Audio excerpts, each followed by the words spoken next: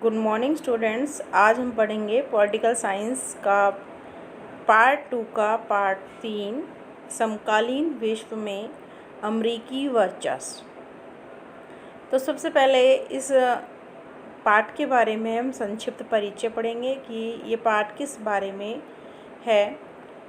तो शुरू करते हैं। 20वीं शताब्दी के अंतिम दशक में सोवियत संघ के विघटन के साथ विश्व शक्ति संरचना में बहुत क्रांतिकारी परिवर्तन आए। सोवियत संघ विघटन के बाद संयुक्त राज्य अमेरिका विश्व का सबसे शक्तिशाली राष्ट्र बन गया था। आपको पता है सोवियत संघ किसको कहा गया है? यहाँ रूस को कहा गया है। तो उसके विघटन के बाद संयुक्त राज्य अमेरिका विश्व का सबसे शक्तिशाली राष्ट्र बन गया था, जिसके परिणाम स्वरूप यह दौर अमेरिकी प्रभुत्व या एक ध्रुवीय विश्व का दौर कहलाया। प्रथम खाड़ी युद्ध से लेकर अमेरिकी नेतृत्व में इराक पर हमले तक की घटनाओं ने विश्व व्यवस्था में एकल ध्रुवीकरण की स्थिति उत्पन्न कर दी थी, क्योंकि अमेरिका की शक्ति संपूर्ण विश्व व्यवस्था पर हावी हो रही थी। दूसरे शब्दों में कहें तो संपूर्ण विश्व व्यवस्था में राजनीतिक, आर्थिक एवं सांस्कृतिक क्षेत्रों में अमेरिका का वर्चस्व स्थापित हो रहा था। यहाँ इस अध्याय में हम अमेरिकी वर्चस्व की प्रकृति, विस्तार और सीमाओं को समझने के साथ साथ अमेरिकी वर्चस्व के समक्ष उत्पन्न चुनौतियों का अध्ययन करेंगे कि उन्होंने अपने वर्चस्व को फैलाते हुए किन किन चुनौतियों का सामना किया। इसके अतिरिक्त इस अमेरिकी वर्चस्व की स्थिति में भारत के साथ संबंधों का विवेचन करते हुए हम यह भी जानेंगे कि क्या अमेरिकी वर्चस्व से उभरा जा सकता है, क्या इससे छुटकारा मिल सकता है। अमेरिकी वर्चस्व का अर्थ होता है बच्चों, अंतर्राष्ट्रीय व्यापार व्यवस्था में किसी देश की ऐसी शक्तिशाली स्थिति जिसके कारण कोई अन्य प्रतिद्वंदी नहीं होता, यानी कि उसके मुकाबले में कोई भी ऐसा देश नहीं हो, कोई भी कॉम्पिटिटर नहीं हो, उसके सामने केवल एक ही वो शक्ति हो जो पूरी अंतर्राष्ट्रीय व्यवस्था पर अपना शासन स्थापित करता हो, जिसके कब्जे में हो और विश्व की समस्त गतिविधियां उसके आजू बाजू में चक्कर लगाती हो, यानी कि पूरा जो विश्व की जो गतिविधियां हैं उसके कंट्रोल में हो। ये होता है वर्चस्व। सभी अन्य देश उस शक्तिशाली स्थिति वाले देश की कृपा प्राप्त करने की कोशिश करते हैं और उसकी हाँ में हाँ मिलाते हैं और उसका विरोध कर, उसकी आलोचना कर, उसके विचारों और निर्णयों को गलत बताकर उसकी नाराज़गी या अप्रसन्नता का मोल नहीं लेना चाहते, क्योंकि ऐसा करने पर क्या होगा, उसे भारी कीमत या हानि उठानी पड़ेगी। अगर कोई खिलाफ या उनके जाता है, कोई देश या उनके खिलाफ कोई जाता है तो उन्हें उसकी भारी कीमत चुकानी पड़ेगी, हानि उठानी पड़ेगी। अतः उपर्युक्त अर्थ को मद्देनज़र रखते हुए ये कहा जा सकता है कि सोवियत संघ के विघटन के पश्चात अमेरिका का कोई न तो प्रतिद्वंदी रहा और न ही उसे कोई चुनौती देने के लिए आगे आया और न ही उसके निर्णयों को गलत ठहराने वाला था। इस तरह स्वतः ही अपने आप ही अंतर्राष्ट्रीय व्यवस्था में अमेरिका का वर्चस्व स्थापित हो गया। तो वर्चस्व के निम्नलिखित 3 अलग अलग अर्थ बताए गए, यानी कि 3 तरीके का वर्चस्व अमेरिका ने स्थापित किया इस विश्व पर। सबसे पहला है सैनिक वर्चस्व। उसने सैनिक शक्ति को कैसे मजबूत बनाया? अमेरिका की मौजूदा शक्ति की रीढ़ की हड्डी जो है वो आधुनिक सैन्य शक्ति है।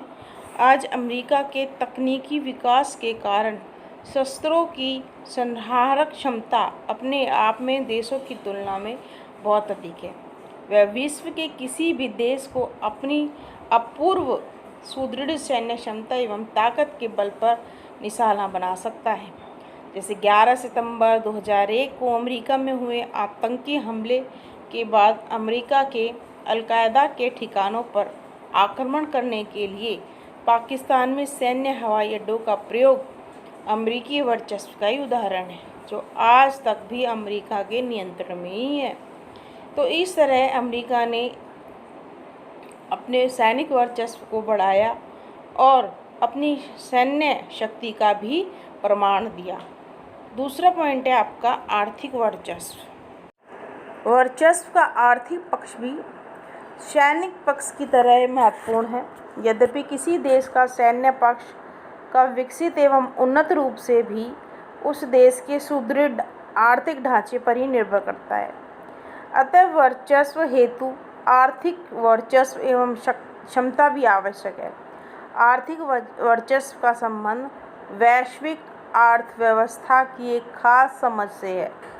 इस समझ की बुनियादी धारणा है कि देश की अर्थव्यवस्था इतनी शक्तिशाली और इतनी प्रभावशाली हो कि उसमें वैश्विक अर्थव्यवस्था को प्रभावित करने और उसे अपनी इच्छा के अनुसार संचालित करने की क्षमता हो, जिसके आधार पर वह अपने हितों की पूर्ति करने की क्षमता रखता हो, जिसके आधार पर वह अपने हितों की पूर्ति संबंधी साधनों को बनाए रखता हो और इसके लिए उसके पास अन्य देशों की अर्थव्यवस्था को प्रभावित करने के लिए या इससे संबंधित नियमों को लागू करने की क्षमता एवं इच्छा होती है। जैसे आज अमेरिका अपने आर्थिक वर्चस्व के कारण ही विकासशील देशों द्वारा की जा रही नई अंतर्राष्ट्रीय अर्थव्यवस्था की मांग को बराबर नकारने में सक्षम है और अंतर्राष्ट्रीय वित्तीय संस्थाओं को पूर्णतः अपने नियंत्रण में लिए हुए हैं। तो इस प्रकार आर्थिक वर्चस्व भी अमेरिका ने अपना बनाए रखा पूरी वैश्विक अर्थव्यवस्था पर। दूसरे देशों पर वो निर्भर नहीं था, वो आत्मनिर्भर था। चाहे देश में कोई भी संकट पड़े पर उसकी जो आर्थिक व्यवस्था थी वो ज्यों की त्यों रहती थी। तीसरा पॉइंट है सांस्कृतिक वर्चस्व। वर्चस्व का एक महत्वपूर्ण पक्ष होता है सांस्कृतिक पक्ष। वर्चस्व के विकास में केवल सैन्य एवं आर्थिक पक्ष ही पर्याप्त नहीं, बल्कि संस्कृति और विचारधारा का भी बहुत महत्वपूर्ण है, जो विशेषतः सहमति गढ़ने की ताकत से संबंधित है। इस तरह यहाँ वर्चस्व का तात्पर्य है सामाजिक, राजनीतिक और खासकर विचारधारा के धरातल पर किसी भी वर्ग की बढ़त या दबदबा। कोई प्रभुत्वशाली वर्ग या देश अपने प्रभाव में रहने वाले लोगों को इस तरह से सहमत या प्रभावित कर लेता है कि वे दुनिया को उसी नज़र से देखने लगते हैं जिसमें प्रभुत्वशाली वर्ग या देश देखता है। जब अन्य वर्ग या देश प्रभुत्वशाली की इच्छा अनुसार कार्य करता है तो प्रभुत्वशाली का वर्चस्व कायम होता है। यही वर्चस्व की उपस्थिति की शक्ति है। यह वर्चस्व की स्थिति जितनी व्यापक रूप की होगी, देश भी शक्ति उतनी ही प्रभावशाली और महान होगी और अग्रसर होती चली जाएगी। जैसे आज संयुक्त राज्य अमेरिका में न केवल अपनी सैन्य एवं आर्थिक क्षमता के बल पर ही नहीं, बल्कि अपनी सांस्कृतिक क्षमता से भी अपने वर्चस्व की व्यापकता को बनाए हुआ है। यहाँ पर सांस्कृतिक वर्चस्व का मतलब है लोगों को अपनी बात मनवाने का, अपनी बात पर सहमत करने का तरीका। तो वो जो तरीका है, वो जो कला है, वो अमेरिका में थी। तो इस तरीके से अमेरिका ने सांस्कृतिक वर्चस्व को भी अपने अधिकार में बन कर लिया।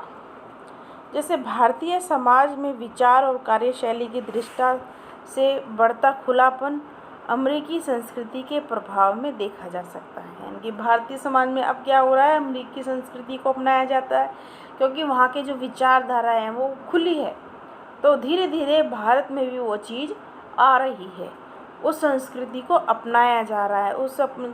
तो भारत जो है अमेरिकी संस्कृति का शिकार होता जा रहा है। लोग उनकी बातों को मानने पर बाध्य हो रहे हैं।